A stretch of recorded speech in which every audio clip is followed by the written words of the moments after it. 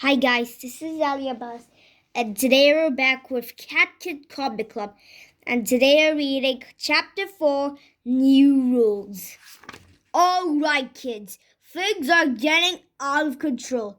As usual, you kids are taking things too far. So from now on, I don't want anybody making comics about poo or death or more violence or mass destruction.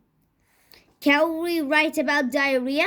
No! Zombies? No! Murder? No! Well, I'm out of ideas. Me too. Aw, man! Now we can finish a new comic. May I see it? We just made the cover. Ooh! Dang, dang, dang! No, you can't finish.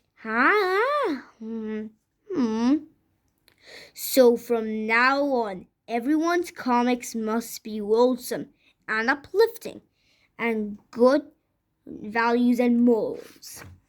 Your comics must have integrity and upright virtue and purity, honor, and ethics. Yeah. Only then can we. Hey, where did everybody go? Guys, I need to end this for now. Please subscribe to my channel and press the bell icon.